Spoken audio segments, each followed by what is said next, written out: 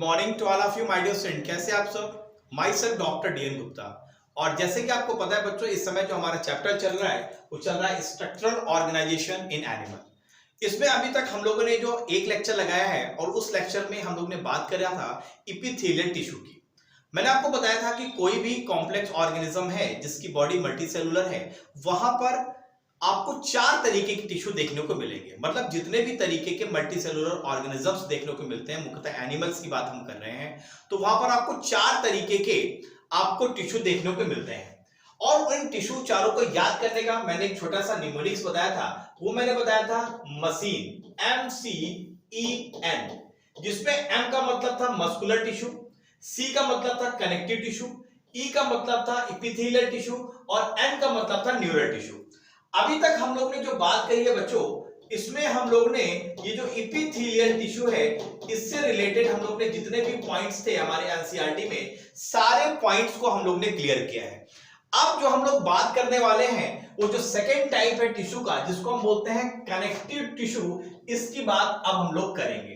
तो चलिए बच्चों स्टार्ट करते हैं अपने इस ब्यूटीफुल सेशन को और एक एक लाइन को बहुत क्लियर तरीके से इसको हम समझते हैं कि हमारी एनसीईआरटी क्या कह रही है। सबसे पहला पॉइंट क्या कहता है, कनेक्टिव टिश्यू के रेफरेंस में एनसीईआरटी क्या कहती है कि जो कनेक्टिव टिश्यू होते हैं ये हमारे बॉडी में मोस्ट अबंडेंट होते हैं, मतलब काफी होते हैं, बहुत ज्यादा होते हैं। और हमारे पूरी बॉडी में ये वाइडली डिस्ट्रीब्यूटेड होते हैं। और कैसी बॉडी, जो कॉम्प्लेक्स बॉडी है, कॉम्प्लेक्स एनिमल्स की बॉडी के अंदर, चाहे ह्यूमंस की बात हो या एनिमल्स की बात हो। सेकेंड पॉइंट क्या कहता है, इनको हम कनेक्टिव टिश्यू इसलिए बोलते हैं, क्यों बोलते हैं, क्योंकि इनका जो स्पेशल फंक्शन होता है ये लिंक करते हैं, मतलब जोड़ते हैं, और दूसरा ये सपोर्ट करते हैं। तो कनेक्टिव टिश्यू के 2 फंक्शन हुए, पहला लिंक करना और दूसरा सपोर्ट करना। किसको लिंक और सपोर्ट करेंगे, जो दूसरे टिश्यूज हैं, जो 3 टिश्यू बचे, कौन कौन से, मस्कुलर टिश्यू बचा, इपिथेलियल बचा और न्यूरल टिश्यू बचा। तो इनको क्या करेंगे, इनको लिंक कराएंगे आपस में, उनको सपोर्ट करेंगे। यस, चाहे बात हम टिश्यू की कर लें या हम ऑर्गन की बात कर लें, तो टिश्यू और ऑर्गन को लिंक भी करा रहे हैं, उसको सपोर्ट भी कर रहे हैं बॉडी के अंदर। इसीलिए बच्चों हम इनको बोलते हैं कनेक्टिव टिश्यू। तो आई होप आपको क्लियर हो गया होगा कि कनेक्टिव टिश्यू हम इसको क्यों बोलते हैं। सेकेंड पॉइंट की बात करते हैं।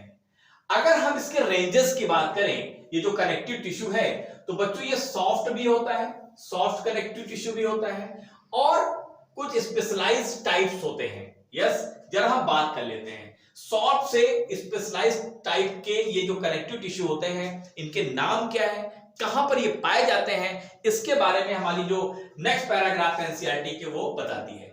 चलिए जरा हम लोग नेक्स्ट पेज में पहुंचते हैं एनसीईआरटी के और बात करते हैं। अगर हम यहां पर देखें बच्चों, तो यहां पर कुछ फिगर आपको दिखाए गए हैं, जरा इसके बारे में थोड़ी सी हम लोग बात कर लेते हैं। अगर हम इनके बात करें कनेक्टिव टिश्यू की, तो इसमें कौन कौन से टिश्यू आ रहे हैं मुख्यतः। तो सबसे पहला जो नाम आ रहा है बच्चों, जरा इसको बड़ा कर ले तो आपको बिल्कुल क्लियर हो जाएगा। यस, वो नाम कौन कौन से हैं, वो नाम है कार्टिलेज, वो नाम है कार्टिलेज है, कार्टिलेज आ रहा है इसमें, बोन्स आ रहे हैं, एडिपोस टिश्यू आ रहा है और ब्लड आ रहा है। ये सब बच्चों किसके एग्जाम्पल हैं, कनेक्टिव टिश्यू के एग्जाम्पल हैं। कौन कौन से, cartilage, bone, adipose and blood. Next point क्या कहता है, अगर हम सभी इन कनेक्टिव टिश्यू की बात करें, अगर हम ब्लड को छोड़ दें, ब्लड को छोड़ के बाकी हम टिश्यू की बात करें, कौन कौन सा, कार्टिलेज, बोन और एडिपोज, तो क्या कहता है कि इनकी जो सेल्स हैं वो सिक्रीट करती हैं फाइबर्स ऑफ स्ट्रक्चरल प्रोटीन, और इस स्ट्रक्चरल प्रोटीन्स को बोलते हैं कोलेजन और इलास्टिन। मतलब ब्लड को छोड़ के बाकी जो 3 कनेक्टिव टिश्यू हैं, कार्टिलेज, बोन और एडिपोज इन टिश्यू के जो सेल्स हैं बच्चों, वो एक स्पेशल टाइप की प्रोटीन को सीक्रेट करते हैं। और ये प्रोटीन कैसी होती है? स्ट्रक्चरल प्रोटीन होती है, जिसको हम बोलते हैं कोलेजन और इलास्टिन। अब जैसे कि नाम से क्लियर है, इलास्टिन है तो इसमें इलास्टिसिटी होगी। नेक्स्ट पॉइंट क्या कह रहा है? ये जो फाइबर्स हैं ये पर्टिकुलर क्या करते हैं? स्ट्रेंथ प्रोवाइड करते हैं, मजबूती देते हैं। इलास्टिसिटी मतलब फ्लेक्सिबिलिटी आती है। यस, फ्लेक्सिबिलिटी करते हैं किसको? टिश्यू को। तो इनके टिश्यू को क्या करते हैं? फ्लेक्सिबल हो जाते हैं। कौन से? कार्टिलेज, बोन और एडिपोज। ये टिश्यू में जो इलास्टिसिटी है किसकी वजह से है? वो इसी स्ट्रक्चरल प्रोटीन कोलेजन, जिसको इलास्टिन बोलते हैं, इसकी वजह से इलास्टिसिटी आपको कार्टिलेज, बोन और एडिपोज टिश्यू में देखने को मिलती है। ओके बच्चों, नेक्स्ट पॉइंट क्या कहता है? नेक्स्ट पॉइंट कहता है कि ये जो सेल्स हैं इसके अलावा भी कुछ चीजें सीक्रेट करते हैं, और वो क्या है? वो पॉलीसेकेराइड्स है। तो ये पॉलीसेकेराइड्स को भी सीक्रेट करते हैं। तो क्या क्या सीक्रेट किया इन्होंने? एक तो इन्होंने कोलेजन या इलास्टिन प्रोटीन को सीक्रेट किया, दूसरा इन्होंने पॉलीसेकेराइड्स को सीक्रेट किया। और ये जो पॉलीसेकेराइड्स है ये एक्युमुलेट हो जाती है इन सेल्स के बीच में और फाइबर्स के बीच में, और एक्ट करती है एज मैट्रिक्स, जो होता है ग्राउंड सब्सटेंसेस, उसकी तरह ये एक्ट करती है। तो जो मैट्रिक्स होता है बच्चों, इसमें जो बीच में भरा हुआ है वो किसका बना है? पॉलीसेकेराइड्स का बना है। इसको किसने सीक्रेट किया? इन्हीं सेल्स ने सीक्रेट किया, कार्टिलेज, बोन और एडिपोज के सेल्स ने। नेक्स्ट पॉइंट क्या कह रहा है?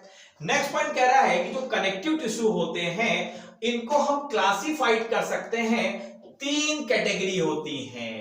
पहली कैटेगरी है लूज कनेक्टिव टिश्यू की, दूसरी कैटेगरी है डेंस कनेक्टिव टिश्यू की, और तीसरी कैटेगरी है स्पेशलाइज्ड कनेक्टिव टिश्यू की। अब जैसे कि नाम से है, ये ऐसे कनेक्टिव टिश्यू होंगे, इनकी सेल्स आपस में लूज होंगी, थोड़ा सा दूरी होगी। डेंस का मतलब है बड़े सघन होंगे। स्पेशलाइज्ड कनेक्टिव टिश्यू की बात करेंगे तो शुरुआत बच्चों में कहां से करना है? लूज कनेक्टिव टिश्यू से। तो चलिए सबसे पहले हम लोग देखते हैं कि लूज कनेक्टिव टिश्यू की डिफिनीशन क्या है और एनसीईआरटी इसके बारे में क्या कह रही है। तो थोड़ा सा पैराग्राफ को ऊपर करते हैं बच्चों, और हम इस पैराग्राफ में लिखी एक एक लाइंस को हम लोग क्लियर करते हैं। क्या कह रहे हैं? देखो यहां पर आपको एग्जाम्पल भी दिए गए हैं। यस, तो यहां पर डेंस कनेक्टिव टिश्यू दिखाया गया है, डेंस रेगुलर और डेंस इररेगुलर। लेकिन अभी हमें बात कहां से करनी है? लूज कनेक्टिव टिश्यू से बात करनी है। तो चलो, अगर हम सबसे पहले अगर लूज कनेक्टिव टिश्यू की बात करें बच्चों, तो जैसे कि आप देख पा रहे हैं यहां पर लूज कनेक्टिव टिश्यू मुख्यतः आपको 2 तरीके के मिल रहे हैं। कितने तरीके के? 2 टाइप्स के। पहले को बोलते हैं एरोलर टिश्यू और दूसरे को बोलते हैं एडिपोज टिश्यू। तो बच्चों ये फिगर भी आपको पता होना चाहिए और डायरेक्टली यहां से पूछा जा सकता है। कलरफुल फिगर है आपके एनसीईआरटी में। यहां पर देखो ये मैक्रोफेजेस है। मैक्रोफेजेस का मतलब है WBC वाली सेल्स। यस, सेकेंड इसमें फाइब्रोब्लास्ट हैं, देख रहे हैं आप, ये फाइब्रोब्लास्ट है ग्रीन कलर वाले। ये कोलेजन फाइबर्स हैं जो स्ट्रक्चरल प्रोटीन है। Yes, elastin. दूसरा कलर यहां पर आप देखें जो एडिपोज टिश्यू, एडिपोज टिश्यू में देखिए यहां पर फैट स्टोरेज रहता है, फैट स्टोरेज एरिया है। ये न्यूक्लियस है इसका, और ये प्लाज्मा मेम्ब्रेन है। तो यहां ये एरोलर टिश्यू कहां होता है, एडिपोज टिश्यू कहां होता है, जरा इसके बारे में देखते हैं और इनका फंक्शंस क्या है इसको समझते हैं। चलिए थोड़ा सा पैराग्राफ ऊपर करते हैं और जो इसमें चीजें लिखी हुई हैं उसको थोड़ा सा बड़ा कर देते हैं, जिससे आपको एक एक वर्ड बहुत क्लियर हो जाए।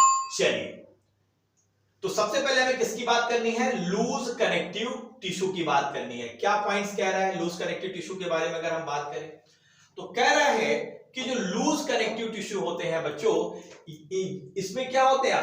टिश्यू है तो सेल्स का बना होगा, निश्चित रूप से ग्रुप ऑफ सेल्स है। क्या कह रहा है? इसमें लूज कनेक्टिव टिश्यू में सेल्स हैं और फाइबर्स हैं, और ये जो सेल्स और फाइबर्स हैं आपस में ये लूजली अरेंज्ड होते हैं, मतलब इनके बीच में थोड़ी सी दूरी होती है। कहां पर? जो सेमी फ्लूइड ग्राउंड सब्सटेंसेस है जिसको हम मैट्रिक्स बोलते हैं, तो वहां पर इसके मैट्रिक्स में सेल्स और फाइबर थोड़ी सी दूरी बना के रखते हैं, थोड़ी सी दूर होती है, इसीलिए हम इसको बोलते हैं लूज कनेक्टिव टिश्यू। इसका सबसे अच्छा एग्जांपल है एरोलर टिश्यू। मैंने बताया ना 2 तरीके के लूज कनेक्टिव टिश्यू होते हैं, पहला होता है एरोलर और दूसरा होता है एडिपोज टिश्यू। अगर हम एरोलर टिश्यू की बात करें तो बच्चों ये स्किन के जस्ट नीचे होता है, बीनीथ द स्किन। और इसका जो काम होता है बच्चों, ये एक फ्रेमवर्क की तरह काम करता है। किसके लिए? इपिथेलियम के लिए। मतलब ये जो अगर स्किन है, स्किन के नीचे यहां पर टिश्यू होगा, फ्रेमवर्क की तरह काम करेगा, मतलब उसको सपोर्ट करेगा। ठीक है, किसका काम है ये? एरोलर टिश्यू का। अगर हम एडिपोस टिश्यू की बात करें बच्चों, तो ये दूसरे टाइप का टिश्यू होता है। ये भी लूज कनेक्टिव टिश्यू का ही एग्जांपल है, और मुख्यतः ये भी स्किन के नीचे ही होता है, लेकिन इसकी टिश्यू में एक्चुअली स्पेशलाइज्ड होते हैं, इसमें फैट स्टोर होता है। और आपको पता है जिसकी बॉडी में जितना ज्यादा फैट होगा उतनी ज्यादा उसको कम ठंड लगेगी, क्योंकि इंसुलेटर की तरह काम करता है। तो ये एडिपोस टिश्यू में क्या होता है बच्चों, इसमें फैट स्टोर रहता है, जिससे क्या होता है, जो जैसे जो मोटे लोग होते हैं आप देखो उनको ठंडी कम लगती है। क्यों? क्योंकि स्किन के नीचे उनकी जो एडिपोस टिश्यू वहां पर फैट का डिपोजिशन ज्यादा होता है। ओके, और जो दुबले पतले लोग होते हैं उनको बड़ी ठंड लगती है। तो इसका मेन रीजन ये है। तो एडिपोस टिश्यू और एरोलर टिश्यू बच्चों, ये दोनों किसके एग्जांपल हैं? लूज कनेक्टिव टिश्यू का। लूज का मतलब क्या है? इसके सेल्स और जो फाइबर्स हैं उनके बीच में दूरी होगी, बहुत कॉम्पैक्टली अरेंज्ड नहीं होंगे। तो क्या कह रहा है इसमें, जो एडिपोस टिश्यू है इसका भी काम क्या है? फैट को स्टोर करना। इसमें क्या होता है कि अगर आपने न्यूट्रिशन एक्सेस ले लिया है और जो पुनः यूज अभी तुरंत यूज होने वाला नहीं है, इमीडिएटली यूज अगर यूज नहीं होता है, तो ये फैट में कन्वर्ट हो जाता है और स्टोर हो जाता है इन्हीं टिश्यू में, जिसको हम बोलते हैं एडिपोस टिश्यू। चलिए अब थोड़ी सी बात फाइबर और फाइब्रोब्लास्ट की कर लेते हैं। ये जो फाइबर्स हैं और जो फाइब्रोब्लास्ट सेल्स हैं, ये कंपैक्टली पैक्ड होते हैं कहां पर? डेंस कनेक्टिव टिश्यू में। तो डेंस कनेक्टिव टिश्यू में यहां पर लूज में क्या था, यहां पर जो आपके फाइब्रोब्लास्ट थे और फाइबर्स थे वो कैसे थे? लूजली अरेंज थे। लेकिन अगर हम डेंस कनेक्टिव टिश्यू की बात करें, सेकंड जो टाइप है, उसमें ये सेल्स और फाइबर डेंसली मतलब कंपैक्ट अरेंज्ड हैं, एक दूसरे से काफी नजदीक हैं, सघन हैं। जो ओरिएंटेशन होता है फाइबर्स का, उसमें आपको रेगुलर और इररेगुलर पैटर्न मिलेगा, और इनको बोलते हैं dense regular and dense irregular tissue. कि मतलब उनका पैटर्न अगर रेगुलर है तो रेगुलर हो जाएगा, और अगर इररेगुलर है तो इररेगुलर हो जाएगा, इसका नाम बदल जाएगा। जैसे अगर हम यहां पर देखें बच्चों, यहां पर अगर हम प्रॉपर इसके फिगर को देखें तो आपको बात समझ में आ जाएगी। देखो यहां पर दो फिगर दिया गया है। डेंस कनेक्टिव टिश्यू को ऊपर वाला दिखाया गया है, ये डेंस रेगुलर है, और जो नीचे वाला दिखाया गया है वो डेंस इररेगुलर है। डेंस रेगुलर में देखो ये प्रॉपर रेगुलर पैटर्न है, और यहां पर क्या है? इररेगुलर पैटर्न है। इसलिए ऊपर वाले को हम बोलते हैं डेंस रेगुलर और नीचे वाले को बोलते हैं डेंस इररेगुलर। तो यहां पर आप देख रहे हैं ये कोलेजन फाइबर्स हैं, तो इनका पैटर्न क्या है? यहां पर रेगुलर है और यहां पर इररेगुलर है। लेकिन यहां पर जो सेल्स हैं कौन कौन सी, अगर हम सेल्स की बात करें तो इसमें जो फाइबर्स और सेल्स हैं वो अभी भी यहां पर कैसे हैं? अभी भी यहां पर थोड़ा सा कंपैक्टली अरेंज है इन कंपेयर ऑफ जो लूज कनेक्टिव टिश्यू था। तो डेंस कनेक्टिव टिश्यू में क्या है? यहां पर आपको ओरिएंटेशन, फाइबर के ओरिएंटेशन के अनुसार यहां पर दो तरीके के टिश्यू मिलते हैं, एक मिलता है डेंस रेगुलर और दूसरा मिलता है डेंस इररेगुलर टिश्यू। चलिए इसको थोड़ा सा बड़ा करते हैं और पॉइंट्स को हम लोग समझते हैं। नेक्स्ट पॉइंट क्या कह रहा है? यस, तो ओरिएंटेशन ऑफ फाइबर ये डिसाइड करेगा कि पर्टिकुलर जो डेंस टिश्यू है वो रेगुलर है कि वो इररेगुलर है। दो जो हम लोग ने यहां पर फिगर में समझा। चलिए नेक्स्ट पॉइंट क्या कह रहा है? नेक्स्ट पॉइंट कह रहा है कि जो डेंस रेगुलर कनेक्टिव टिश्यू होते हैं, इसमें जो कोलेजन फाइबर्स हैं वो प्रेजेंट होते हैं किसमें? रो में, बिटवीन मेनी पैरेलल बंडल्स के बीच में। किसके पैरेलल बंडल है ये? फाइबर्स के हैं। अब हम बात कर ले टेंडन्स की। अगर हम टेंडन्स की बात करें, टेंडन्स का काम क्या होता है? ये एक्चुअली बोन को अटैच कराते हैं दूसरे टिश्यू से। तो अगर कोई बोन है, जैसे सपोज है ये एक बोन है और इसको अगर दूसरे टिश्यू से अटैच करा रहे हैं तो इसके बीच में इसको क्या बोलते हैं? टेंडन। और दूसरा होता है बच्चों लिगामेंट। लिगामेंट्स का काम क्या होता है? लिगामेंट्स का काम होता है बोन को बोन के साथ अटैच कराना, तो इसको बोलते हैं लिगामेंट। तो टेंडन और लिगामेंट्स में अंतर आपको बिल्कुल क्लियर होना चाहिए। चलिए तो अब हम थोड़ी सी बात कर लेते हैं किसकी? टेंडन्स की। टेंडन्स क्या कहते हैं? टेंडन्स के बारे में क्या कह रहा है? यस, चलिए थोड़ा सा इसको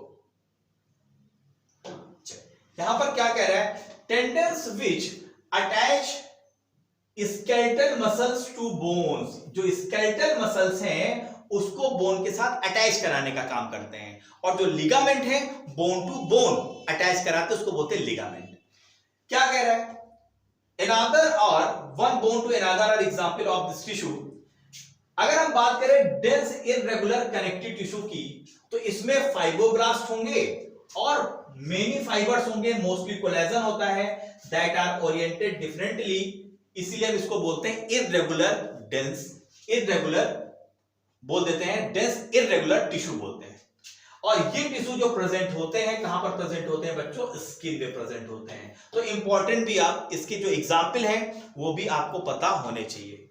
नेक्स्ट पॉइंट कह रहा है कार्टिलेज के बारे में, क्या कह रहा है, जरा थोड़ा सा आगे बढ़ते हैं, देखते हैं कार्टिलेज के बारे में क्या कह रहा है।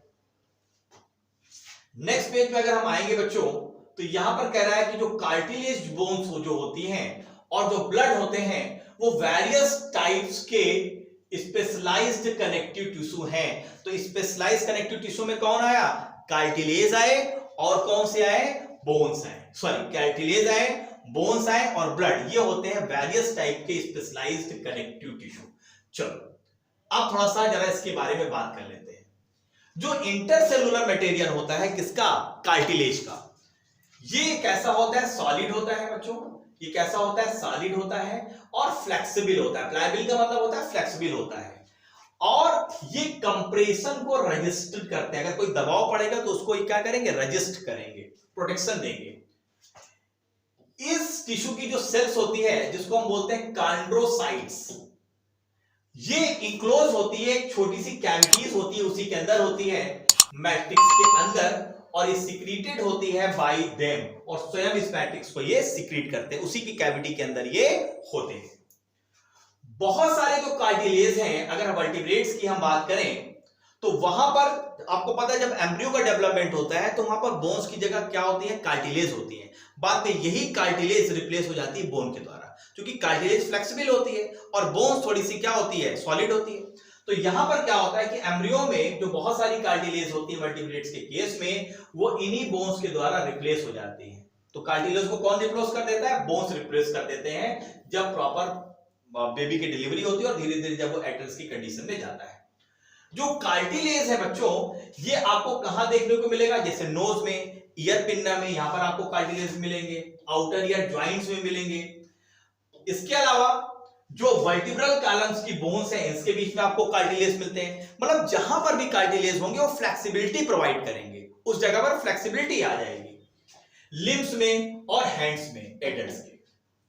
अब हम बात करते हैं किसकी, बोन्स की। जैसे कि आपको पता है बोन्स क्या है, हार्ड और नॉन प्लायबल ग्राउंड सब्सटेंसेस। इसमें क्या होता है, कैल्शियम के साल्ट्स होते हैं और कोलेजन फाइबर्स होते हैं। तो बोन्स क्या है, थोड़ा सा हार्ड मटेरियल है कार्टिलेज से, यस, और नॉन प्लायबल होता है, बहुत ज्यादा इसमें आपको फ्लेक्सिबिलिटी देखने को नहीं मिलती है, यस।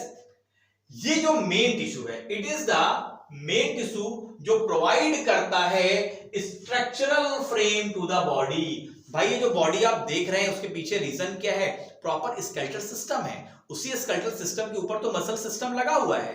तो प्रॉपर ये फ्रेमवर्क प्रोवाइड करता है किसको, बॉडी को प्रॉपर स्ट्रक्चर देता है। जो बोन्स होती हैं ये सपोर्ट करती हैं और प्रोटेक्ट करती हैं जो सॉफ्टर टिश्यू हैं और ऑर्गन्स हैं। जैसे सपोज दैट ये रिब केज है, तो रिब केज के अंदर क्या है, लंग्स है और हार्ट है, तो ये क्या है, सॉफ्टर ऑर्गन्स है, तो इनको क्या कर रही है, प्रोटेक्शंस दे रही है। नेक्स्ट पॉइंट की बात करें, ये जो बोन सेल्स को बच्चों हम बोलते हैं ऑस्टियोसाइट्स, कि जो बोन की जो सेल्स होती हैं, जिन सेल से बोन्स मिलकर बनी होती है, उन सेल्स का नाम है osteocyte. Are present in the spaces called the lacunae, और ये जो सेल्स प्रेजेंट होती हैं, छोटे छोटे स्पेसेस होते हैं, उसको बोलते हैं लैकुनी बोलते हैं। अगर हम लिम्फ बोन्स की बात करें, जैसे थोड़ा सा इसको ऊपर कर लेते हैं बच्चों, अगर हम लिम्फ बोन्स की बात करें, यस, क्या कह रहा है, थोड़ा सा बड़ा कर ले इसको, हाँ, ये क्या कह रहा है कि अगर हम लिम्फ बोन्स की बात करें, एग्जाम्पल क्या कह रहा है, लिम्फ बोन्स की अगर आप बात करें, जैसे long bone of the legs जिसको फीमर बोलते हैं, फीमर की बात कर ले, तो ये वेट बियरिंग फंक्शंस भी हैं। अब देखो जो बॉडी का वेट है उसमें बोन्स का बहुत इंपॉर्टेंट रोल है। बड़ी बड़ी बोन्स है, जैसे फीमर आप देखिए कितनी बड़ी बोन्स है, तो इसकी वजह से बॉडी का वेट भी आता है। इसके अलावा ये इंटरएक्ट होती है किसके साथ? स्केलेटल मसल के साथ इंटरएक्ट होती हैं और अटैच्ड होती हैं, अपने आप को अटैच करती हैं टू ब्रिंग अबाउट मूवमेंट। तो ये जो मूवमेंट्स होता है बच्चों, यही बोन्स और जो स्केलेटल मसल्स होता है उसकी वजह से मूवमेंट हम लोग कर पाते हैं, चाहे हैंड का मूवमेंट्स हो या लेग्स का मूवमेंट हो या बॉडी का मूवमेंट हो, तो इसी वजह से हो पाता है। बोन मैरो की अगर बात करें, जो बोन के अंदर बोन मैरो होती है, इसमें कुछ बोन्स में ये साइट होता है, यहीं पर ब्लड सेल्स बनती हैं, चाहे ब्लड सेल्स आरबीसी हो, डब्ल्यूबीसी हो या प्लेटलेट्स हैं, सभी के सभी बोन्स के अंदर जो बोन मैरो बच्चों वहीं पर इसका प्रोडक्शन होता है। अब हम फाइनली बात कर लें चौथे तरीके की स्पेशलाइज्ड जो टिश्यू है ब्लड। ये एक फ्लूइड कनेक्टिव टिश्यू है जिसमें आपको प्लाज्मा मिलेगा, आरबीसी मिलेंगी, डब्ल्यूबीसी मिलेंगी और प्लेटलेट्स मिलेंगे। ये मेन सर्कुलेटिंग फ्लूइड है जो कि हेल्प करता है वेरियस सब्सटेंसेस के ट्रांसपोर्ट में, चाहे गैसेस की बात हो या न्यूट्रिशंस की बात हो या कार्बोहाइड्रेट में ग्लूकोज की बात हो, सभी का सभी ट्रांसपोर्ट किसकी वजह से हो रहा है? ब्लड की वजह से हो रहा है। तो you will learn more about blood in chapter 17 और 18। जब हम आपको सर्कुलेटरी सिस्टम पढ़ाएंगे वहां पर बच्चों ब्लड के बारे में बहुत डिटेल से हम लोग बात करने वाले हैं। तो इस तरीके से हम लोग ने अभी जो आज खत्म किया वो खत्म किया कनेक्टिव टिश्यू को। तो नेक्स्ट सेशन में हम लोग बात करेंगे बच्चों मसल्स टिश्यू की और लास्ट वाला न्यूरल टिश्यू की, और फिर इसके बाद जो हमारे जो ऑर्गेनिजम्स दिए हुए हैं, जैसे हमको बात करनी है अर्थवर्म की, कॉकरोच की, फ्रॉग की, उनके स्ट्रक्चर्स को देखेंगे। तो बच्चों अगर ये सेशन आपको अच्छा लगा है तो लाइक करिए, शेयर करिए। मिलते हैं नेक्स्ट सेशन में, तब तक के लिए bye bye, have a nice day, thank you.